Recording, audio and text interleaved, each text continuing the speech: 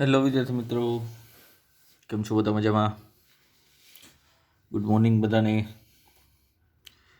આપણે લાસ્ટ લેક્ચરમાં એક સરસ મજાની થિયરી શ્યાનતા બળ અને શ્યાનતા ગુણાંકની ચર્ચા કરેલી છે. હવે પર્ટિક્યુલર શ્યાનતા બળ માટે આપણે એક નવો નિયમ ભણવા જઈ રહ્યા છીએ, જેનું નામ છે મિત્રો સ્ટોક્સનો નિયમ, જે પણ શ્યાનતા બળ એટલે કે વિસ્કોસ ફોર્સનું મૂલ્ય આપે છે. જોઈએ શું છે અને તેના ઉપરથી આપણે ટર્મિનલ વેગની પણ ચર્ચા કરીએ. મિત્રો, સ્ટોક્સ નામના વૈજ્ઞાનિકે તરલમાં ગતિ કરતા કોઈ ગોળાકાર, લીસી અને આર ત્રિજ્યાવાળી વસ્તુ પણ ઘન, એના માટે તેનું અવરોધક બળ, ઘર્ષણ બળ, જેને આપણે નામ આપીએ છીએ શ્યાનતા બળ, એનું એક સરસ મજાનું સૂત્ર આપ્યું હતું. એ સૂત્ર સમજતા પહેલાં આપણે જે આકૃતિ નાનકડી અહીંયા બાજુમાં દોરેલી છે એને આપણે સમજીએ. મિત્રો, અહીંયા કોઈ એક, ધારો કે આજુબાજુનું તરલ તરીકે આપણે હવા લઈએ છીએ અને એક બોલ તેમાં ગતિ કરી રહ્યો છે. આપણે એવું વિચારીએ, વિવેગથી એ બોલ ગતિ કરી રહ્યો છે, મુક્ત પતન કરી રહ્યો છે એવું વિચારીએ. તો અહીંયા પણ તરલ એટલે કે હવાનું સ્તરીય વહન તમને જોવા મળશે. અને જો સ્તરીય વહન હોય મિત્રો, તો સ્તરીય વહનમાં શ્યાનતા બળ હોય ને હોય જ, એવી જાણકારી આપણે લાસ્ટ લેક્ચરમાં મેળવી ચૂકેલા છીએ. એટલે કે મિત્રો, જો અહીંયા કોઈ એમ દળોનો પદાર્થ કે જેની ત્રિજ્યા ધારો કે આર છે, તો એ આર ત્રિજ્યા ધરાવતો એમ દળનો પદાર્થ જો વિવેગથી તરલમાં ગતિ કરતો હોય તો તેની નજીકમાં રહેલું સ્તર તેની સાથે ગતિ કરશે તરલનું. આ સ્તર તેની સાથે ગતિ કરે તો તેની સાથે કોન્ટેક્ટમાં રહેલું છે તેનું બીજું સ્તર, એ પણ પરસ્પર કોન્ટેક્ટમાં છે, સ્તરીય વહન છે, એટલે એ પણ તેની સાથે ઘસડાવવાની ટ્રાય કરશે, એટલે કે ગતિ કરવાની ટ્રાય કરશે, પણ તેના કરતાં ઓછા વેગે. તેની સાથે રહેલું છે બીજું સ્તર, એ તેના કરતાં ઓછા વેગે ઘસડાશે, કારણ કે તેના કોન્ટેક્ટમાં જ છે એટલા માટે. તો મિત્રો, અહીંયા પણ સ્તરીય વહન જોવા મળે છે અને અહીંયા પણ ઘર્ષણ બળ જોવા મળે છે, એટલે કે શ્યાનતા બળ જોવા મળે છે. તો અહીંયા ઉદ્ભવતું શ્યાનતા બળ સ્ટોક્સ નામના વૈજ્ઞાનિક એક સરસ મજાના સૂત્ર દ્વારા આપે છે, જેને સ્ટોક્સનો નિયમ તરીકે ઓળખવામાં આવે છે. અહીંયા ઉદ્ભવતું શ્યાનતા બળ એ અને ત્રિજ્યા એની ઉપર આધાર રાખે છે, બોલનો વેગ એટલે કે પદાર્થનો વેગ વી ઉપર પણ આધાર રાખે છે, અને અહીંયા જે માધ્યમ રહેલું છે કે જેનો શ્યાનતા ગુણાંક શું છે, ઈટા, ઈટા શ્યાનતા ગુણાંક વળ તરલ, એના ઉપર પણ આધાર રાખે છે. આ ત્રણેય વસ્તુ ઉપર આધાર રાખે છે. કોણ? અહીંયા ઉદ્ભવતું અવરોધક બળ એટલે કે શ્યાનતા ગુણાંક, જેનું કંઈ સ્પેસિફિક સૂત્ર તેને પ્રાયોગિક અવલોકન દ્વારા મેળવેલું છે, જે આપણે ડાયરેક્ટલી જોવાનું છે. તો પહેલાં લખી દઈએ. આવા કિસ્સામાં શ્યાનતા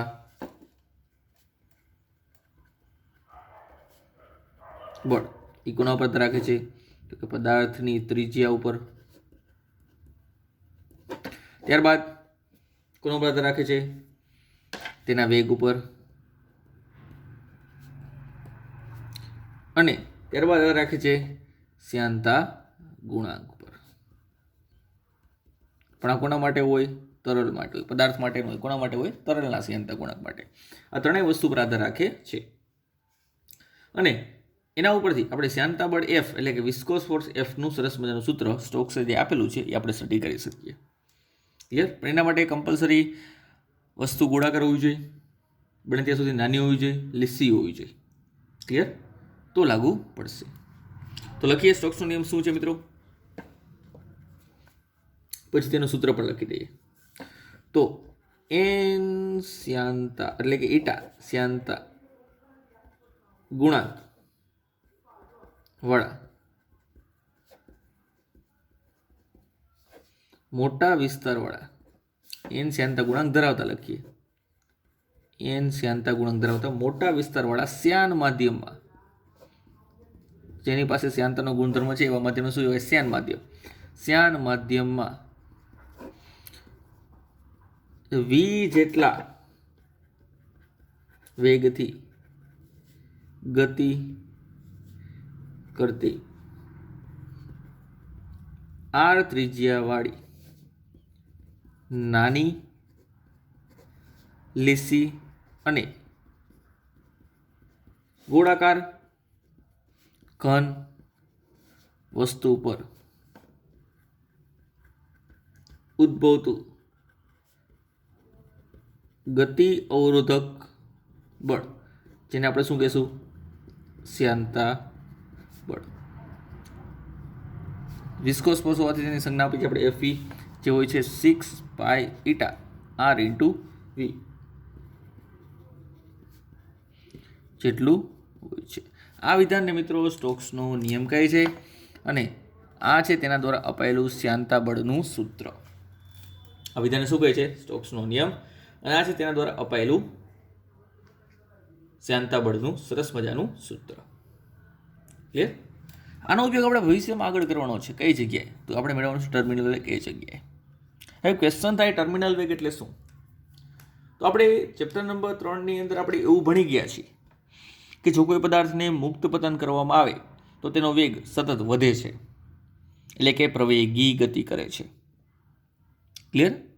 તો તમને ક્યારે એવો વિચાર ન આવ્યો મિત્રો કે જ્યારે આકાશમાંથી વરસાદનું ટીપું નીકળે છે બહાર અને જમીન તરફ ગતિ કરે છે તો સતત તેનો જો વેગ વધતો જાય તો એ વરસાદના છાંટાનો માર આપણને કેટલો બધો લાગે? પણ એવું ખરેખર થતું નથી. ક્લિયર? તો એ જ વસ્તુ કે જે જ્યારે વરસાદનું ટીપું આકાશમાંથી નીકળે છે ત્યારે શરૂઆતમાં તેનો વેગ વધે છે, પરંતુ પછી તે અચળ વેગથી ગતિ કરે છે, તરત જ અચળ વેગ પ્રાપ્ત કરી લે છે.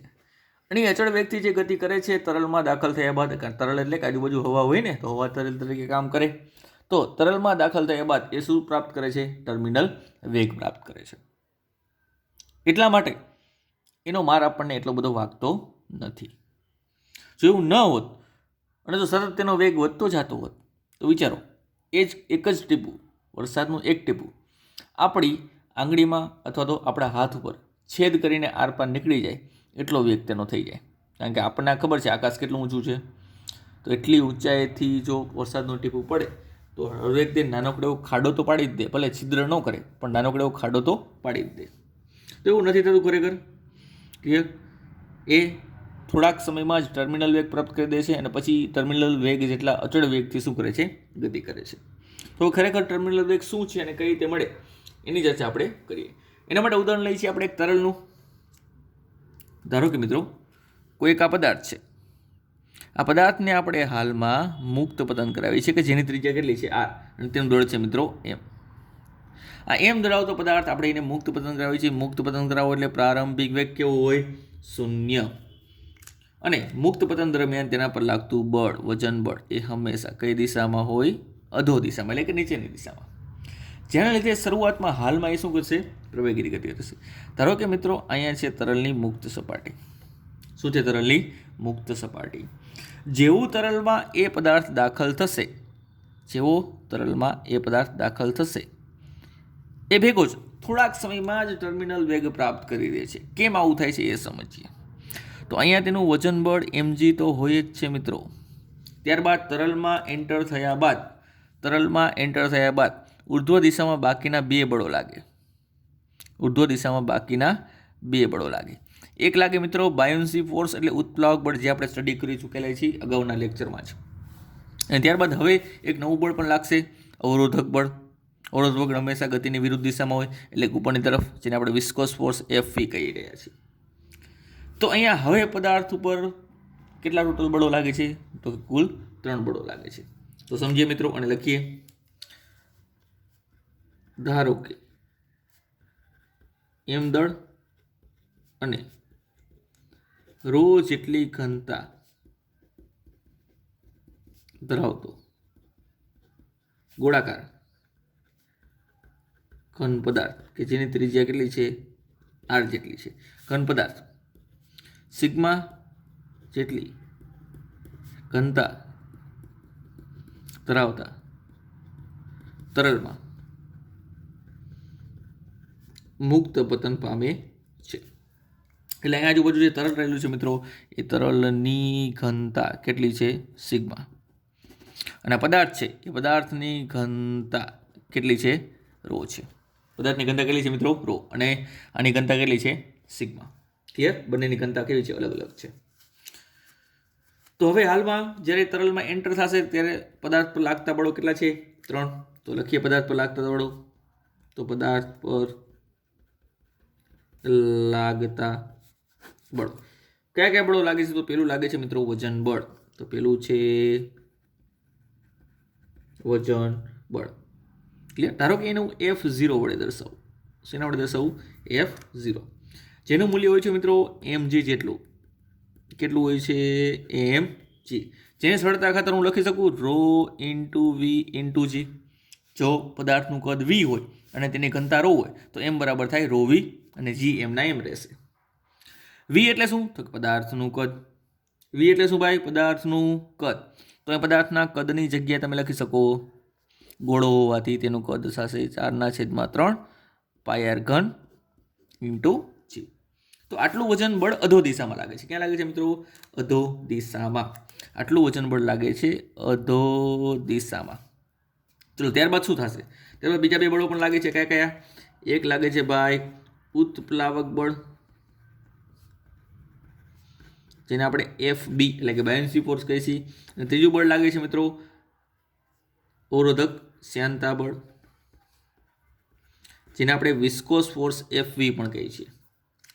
તો અહીંયા FB નું મૂલ્ય કેટલું હોય યાદ કરો. FB નું સૂત્ર તમને શોધતા આપણને શીખવાડેલું હતું. FB નું સૂત્ર તમને શોધતા શીખવાડેલું હતું.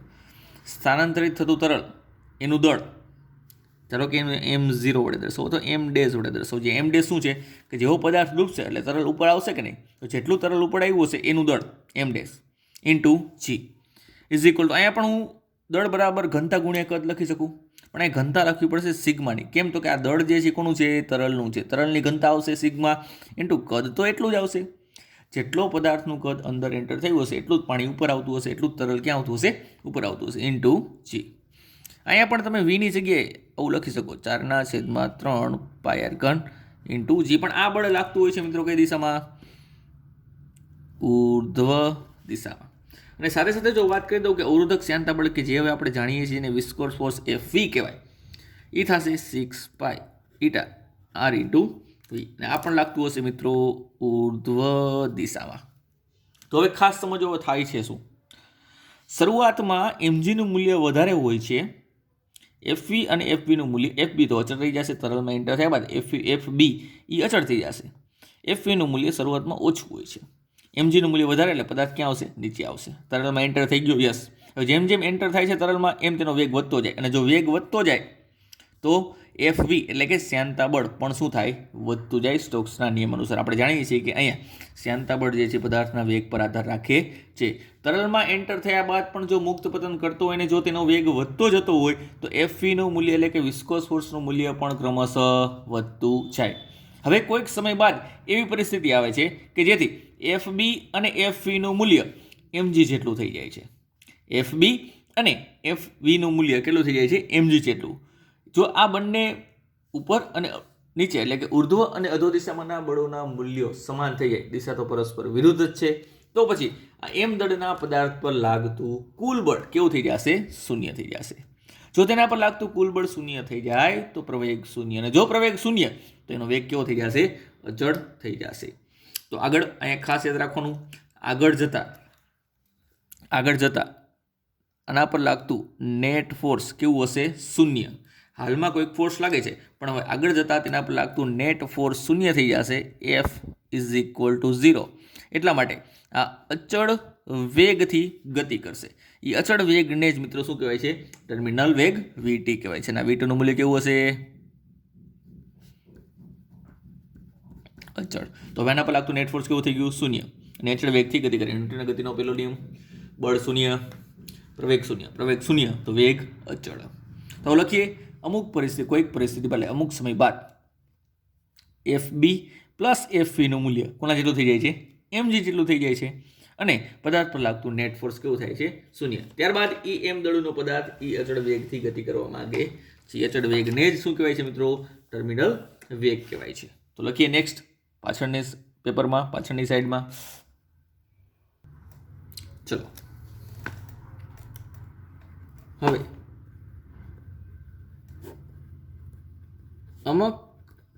અમુક સમય બાદ FB plus FV is equal to mg થવાથી પદાર્થ પર લાગતું કુલ બળ શૂન્ય થશે. આથી પ્રવેગ પણ શૂન્ય થશે અને હવે તે પદાર્થ અચળ વેગથી પોતાની ગતિ ચાલુ રાખશે. પ્રાપ્ત થતા આ અચળ વેગને પદાર્થનો ટર્મિનલ વેગ એટલે કે VT કહે છે. એટલે જો તમારે વેગનું મૂલ્ય હાલમાં કેટલું છે v, એને જો VT કરવું હોય તો એના માટે કન્ડિશન છે FB પ્લસ FV નું મૂલ્ય mg એટલે કે વજન બળ જેટલું થવું જોઈએ, તો જ v બરાબર શું થશે VT. ચલો આપણે લખીએ કે ભાઈ આના બરાબર આવું થાય તો FB બરાબર છે મિત્રો આપણી પાસે બોયન્સ ફોર્સ જે કેટલું છે 6 પાઈ બોયન્સી ફોર્સ ઉત્પ્લાવક બળ એ છે ρ 4/3 πr³ ઇન્ટુ g. તો આ છે ρ 4/3 πr³ into g plus viscous force છે આપણી પાસે 6 પાઈ ઈટા r ઇન્ટુ v 6 પાઈ ઈટા r ઇન્ટુ v બરાબર mg એટલે વજન બળ અને વજન બળની વેલ્યુ છે આપણી પાસે ρ, તો અહીંયા સિગ્મા છે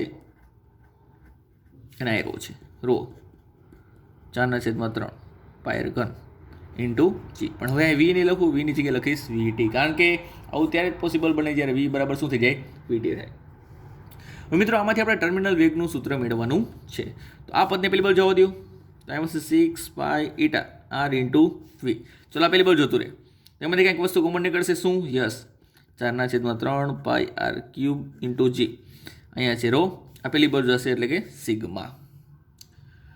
ચલો કેન્સલ થાય કાંઈ? યસ પાઈ કેન્સલ, પછી એક r કેન્સલ, અહીંયા 2 ઘાત વધશે, પછી 3, ચલો અહીંયા લખીએ 3 દુ 6 અને 2 દુ 4, આવું કંઈક વધે. ક્લિયર? તો હવે આપણે VT ને કરતા બનાવવાનો છે, તો અહીંયા VT ને કરતા બનાવી. ચલો 3 આવશે છેદમાં એટલે ઉપર 2 છેદમાં 9, 3 તરી 9.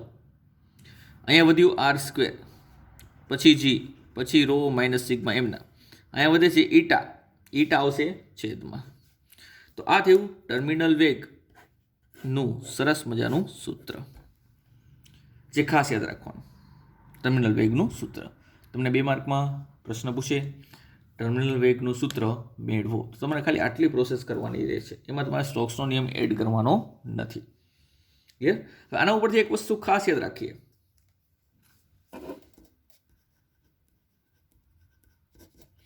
અહીંયા તમે જોઈ શકો છો મિત્રો ખાસ કે આ ટર્મિનલ વેગનું મૂલ્ય પદાર્થની ત્રિજ્યા પર આધાર રાખે છે. એટલે કે એક વાત કરીએ આપણે પાણીના ટીપાની અને એક વાત કરીએ બરફના કડાની. ભલે બેની ઘનતા અલગ છે, અત્યારે આપણે તેની ચર્ચાના માત્ર ત્રિજ્યાની વાત કરીએ તો બરફના કડાની ત્રિજ્યા વધારે હોય, પાણીના ટીપાની ત્રિજ્યા ઓછી હોય. બંનેમાં સેમ પ્રોસેસ, ટર્મિનલ વેગ તો પ્રાપ્ત કરશે જ તે, પણ બરફનો કરો જે છે એ આપણને વધારે વાગે, પાણીનું ટીપું વરસાદનું ટીપું જે છે ઓછું વાગે. જેમ ત્રિજ્યા મોટી એમ તેનો ટર્મિનલ વેગ વધારે. ક્લિયર? ત્યારબાદ એ પણ આપણે જાણીએ છીએ કે VT એ શ્યાનતા ગુણાંકના વ્યસ્ત પ્રમાણમાં છે. એટલે શું થાય મિત્રો? શ્યાનતા ગુણાંકના વ્યસ્ત પ્રમાણમાં છે એટલે કે જેમ શ્યાનતા ગુણાંક વધે તેમ તેનો ટર્મિનલ વેગ ઓછો, જેમ શ્યાનતા ગુણાંક વધારે તેમ તેનો ટર્મિનલ વેગ ઓછો. એટલે આપણે એક પાણીનું ટીપું અથવા કોઈ એક બોલ આપણે તેને હવામાં ગતિ કરાવો અને પાણીમાં ગતિ કરાવો, તો પાણીમાં તેનો વેગ ટર્મિનલ વેગ ઓછો મળે. કેમ? તો કે તેનો શ્યાનતા ગુણાંક વધારે હોય, તે વધારે શ્યાન માધ્યમ કહેવાય. પણ તેની સાપેક્ષે હવામાં તેનો ટર્મિનલ વેગ વધારે મળશે. કેમ? તો કે તેનો શ્યાનતા ગુણાંક ઓછો છે, તે ઓછું શ્યાન માધ્યમ કહેવાય પાણીની સાપેક્ષે. એટલે જેમ માધ્યમ ઘટ બને તેમ તેનો શ્યાનતા ગુણાંક પણ વધે છે અને એ વધુ શ્યાન માધ્યમ કહેવાય. ક્લિયર? વળી આપણે એવું પણ કહી શકીએ કે અહીંયા કમ્પલસરી સિગ્માનું મૂલ્ય ρ કરતાં નાનું એવું જોઈએ. એટલે અહીં એવું પણ લખી શકો V2 નું મૂલ્ય આ બંનેની બાદબાકી ઉપર પણ આધાર રાખે. ક્લિયર? પદાર્થની ઘનતા આની ઘનતા કરતાં ઓછી હોવી જોઈએ, એટલે કે તરલની ઘનતા કરતાં ઓછી હોવી જોઈએ. જો તેનો વેગ ટર્મિનલ વેગ નીચે તરફની દિશા મળે, એટલે કે જો સિગ્મા ગ્રેટર દેન રો હોય તો વીટીનું મૂલ્ય તમને પ્લસ મળશે, એટલે કે તેનો ટર્મિનલ વેગ અધો દિશામાં મળે. કઈ દિશામાં? અધો દિશામાં. પરંતુ જો રો લેસ દેન સિગ્મા હોય તો તમને ટર્મિનલ વેગનું મૂલ્ય પણ ઋણ મળશે, જે સૂચવે છે કે તેનો ટર્મિનલ વેગ ઉર્ધ્વ દિશામાં હોય. ઉર્ધ્વ દિશામાં હોય. આ તો સમજાય ગયું અધો દિશાવાળું. સર, આ ઉર્ધ્વ દિશાવાળું શું છે? તો તમે ઘણી વખત જોતા હોય છો, જ્યારે પાણી આપણે ગરમ કરીએ તપેલાની અંદર, ત્યાં નીચેથી પરપોટા ઉપર આવે છે. શું આવે છે? પરપોટા ઉપર. યાદ કરો, આનું ઉદાહરણ લઈએ છીએ આપણે. ધારો કે તપેલું છે. શું છે? તપેલું. અહીંયા સુધી આપણે તરલ ભરેલું છે અને આપણે આને શું કરીએ છીએ? ગરમ કરીએ છીએ બર્નર દ્વારા. તો અહીંયા રહેલો પરપોટો એ ક્યાં આવે છે? ઉપર આવે છે. આપણે જોઈ શકીએ છીએ ને, આ પરપોટો શું આવે છે? ઉપર આવે છે. પરપોટાની બહાર શું છે? બહાર છે પાણી. પરપોટાની અંદર શું છે? અંદર છે હવા. તો પાણી જે છે એ વધારે શ્યાનતા મીન્સ કે ઘનતા વધારે કહેવાય કોની કરતાં? હવા કરતાં. જો પાણીની ઘનતા પદાર્થની ઘનતા કરતાં વધી જાય, પદાર્થની ઘનતા એટલે સિગ્મા અને તરલની ઘનતા પદાર્થની ઘનતા એટલે રો અને તરલની ઘનતા એટલે કે સિગ્મા, તો અહીંયા તમે ખાસ જોઈ શકો છો કે અહીંયા રોનું મૂલ્ય એટલે કે પદાર્થની ઘનતા રો જે છે એ તરલની ઘનતા કરતાં ઓછી થાય. રો એટલે કે હવાની ઘનતા, સિગ્મા એટલે કે પાણીની ઘનતા. તો પાણીની ઘનતા વધી ગઈ. યસ. કોના કરતાં? હવા કરતાં. તો આ પરપોટો નીચે આવવાને બદલે ક્યાં જાય? ઉપર તરફ ગતિ કરે. ક્યાં ગતિ કરે? ઉપર તરફ ગતિ કરે. તો આ એનું ઉદાહરણ છે. તો એના માટે ટર્મિનલ વેગનું મૂલ્ય કેવું મળે છે મિત્રો? ઋણ મળે છે. ક્લિયર? તો એના તેના અમુક ખાસ અગત્યના મુદ્દા છે. ક્લિયર? આ થઈ ટર્મિનલ વેગની ચર્ચા. ત્યારબાદ મિત્રો હવે જ્યારે આપણે સોમવારે રૂબરૂ મળીશું ત્યારે જ હવે આગળના ટોપિક ને બાકીના જે શ્યાનતા બળ, શ્યાનતા ગુણાંક અને ટર્મિનલ વેગને અનુલક્ષીને જે દાખલાઓ છે એની ચર્ચા ક્લાસમાં કરીશું. તો મિત્રો ગુડ લક. હવે આપણે ડાયરેક્ટ ક્લાસરૂમમાં રૂબરૂ આમને સામને જ મળીશું અને બધા આપણા ડાઉટ્સ જે છે, જે કંઈ પણ પ્રોબ્લેમ્સ છે એ બધા આપણે રૂબરૂ સોલ્વ કરીશું.